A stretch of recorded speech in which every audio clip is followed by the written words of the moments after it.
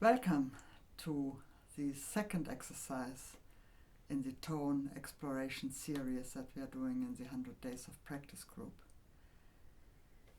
Last week we worked on the colle, articulation, like setting the bow on the string,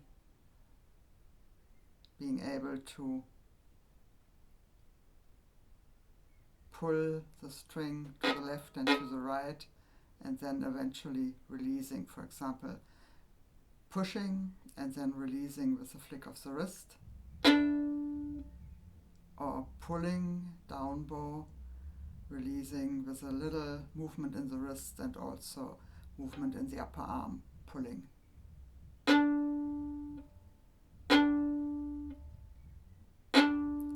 And the goal was to make that sound like a pizzicato sound with a bell-like ring, and to refine the starting of notes in the long run. I mean, this is a very heavy start of notes if you do it with this collé articulation, but one can imagine that one can refine that all in due course. It's certainly good to start with something like that is not too fickle, but something that lets one approach the violin with some kind of, I don't know, natural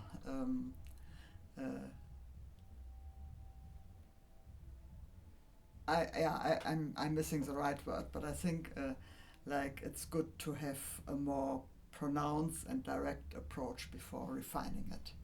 So this week we will do variations, we will prolong the stroke, but also continue to work on this initial articulation that we had with the bow pizzicato or with the collé. And the first one is just to start as before, but then rather than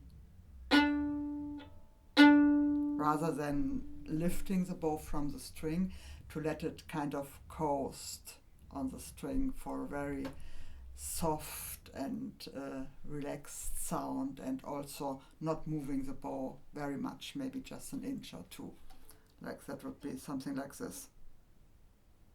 Like preparing for the down bow, relax everything, let the shoulder hang, and then pull,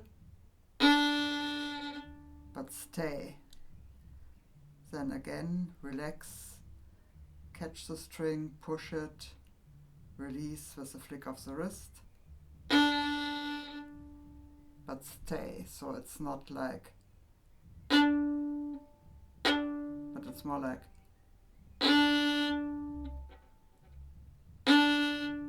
So here it's apparent that this pizzicato kind of sound is just the start of something longer. I mean, we don't play the guitar after all, we play a bowed instrument, right? So we want long sounds. So that's the first variation.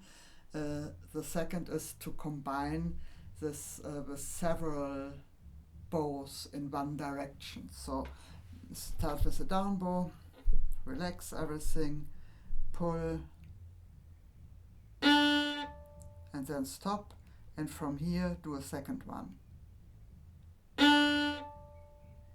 And then a third one.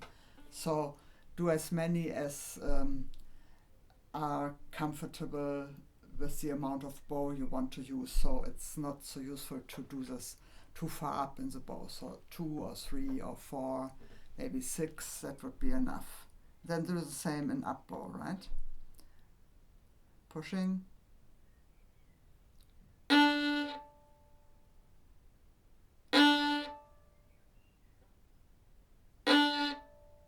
Yeah, and here there are 2 things that one needs to consider. One is the bow actually staying straight? So if I control that in a mirror, I do have a mirror here that you can't see. I can also maybe do that in the video. Like I could pull and check am I still straight, or do I have to readjust the angle of the bow just a little bit? Oh, that was not a very good sound. So again, like preparing is everything, and then pull. So I noticed that I kind of moved just a little bit inwards. So it's worthwhile to get a little like neurotic about it. Like, is the bow really staying straight? Doing that like on the with the mirror, because eventually, of course, we want to have like a straight bow also for longer periods. So to have these little checkpoints is really helpful. Yeah, so that is variation 2. Variation 3, that's my favorite. It's inspired by Baroque playing, and it has this dotted rhythm, tadam, tadam, tadam, tadam. And we do the short note with an up bow collé movement, also not lifting the bow, but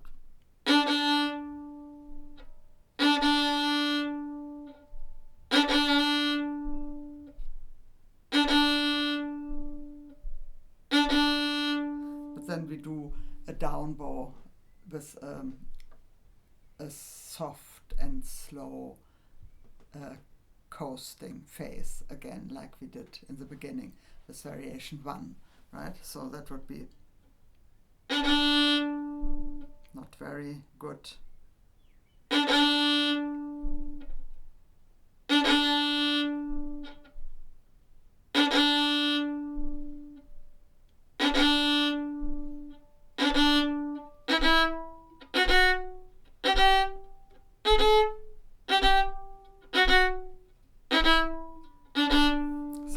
How it would be used, of course, most probably at a faster tempo, but for practice purposes it's important to kind of reset, to check all the parameters that we decided on. Is my arm relaxed?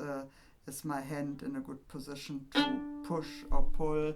Can I really feel the string, or can I push it or pull it without making a sound, and then do the movement, right? So that's important, so that the correct way of doing this, or the most efficient way of doing this, is like programmed right from the beginning. Yeah, that's variation 3, and variation 4 is like a little bit more virtuosic, perhaps. It means to slur 2 or 3 notes, and then to have 3 up bow collé motions with where we leave the string again. So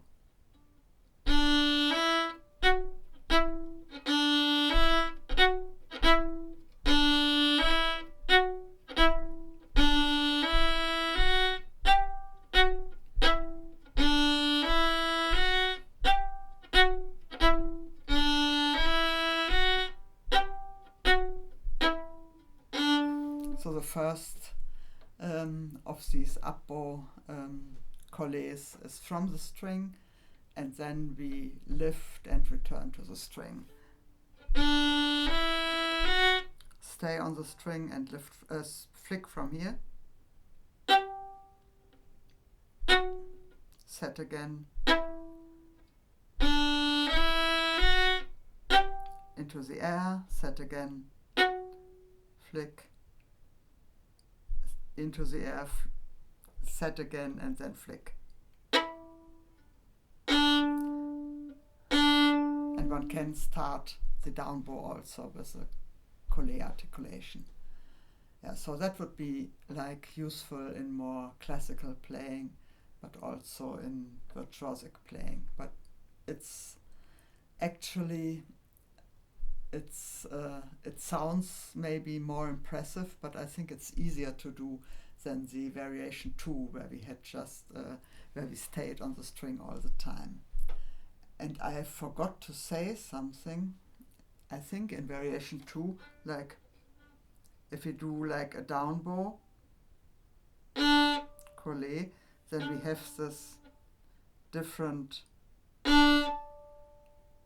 position of the fingers. So if we want to do another down bow in the same direction, we kind of need to reset. Reset. And then in the up bow also have a good position of the wrist to do the flick. And then come back to that position. Okay. Yeah. So now for my own personal checkpoint, I will play through the Janshinov Etude number 1 with the collé articulation that we practiced last week, just to check if my practicing this week has made a change or has made it so that it is more precise and regular than it used to be. And I know that I recommended to practice with repeats if something is not quite right, to repeat that like this one.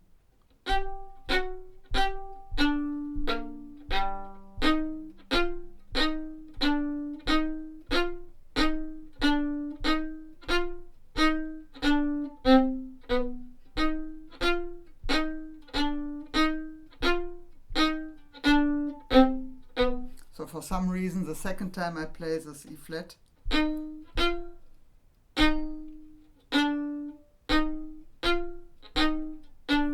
sound is not quite as clear, so I repeat that. But now for the purpose of demonstrating, I'll just play through and then review later and not repeat, right?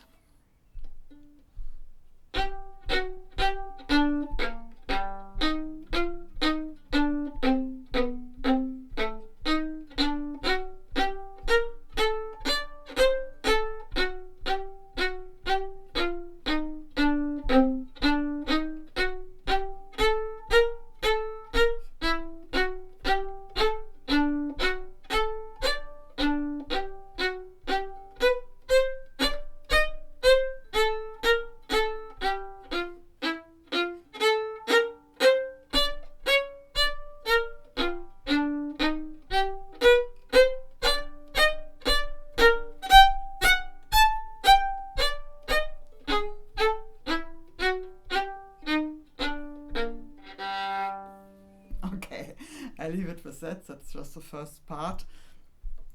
What I noticed through the week is I also have the stroke on my Baroque violin with the gut strings, and here this catching and releasing is much easier because there's like the string is not as taut, right? It is like more flexible.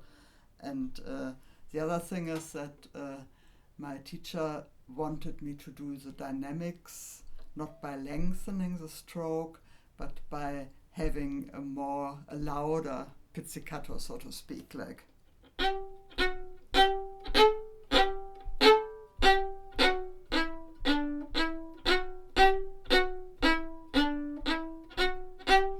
So I tried to apply that in this short passage that I played for you.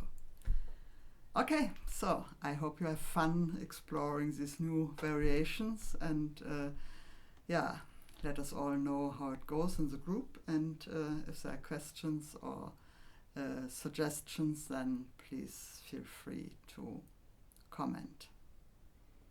Okay, talk to you soon. Bye for now.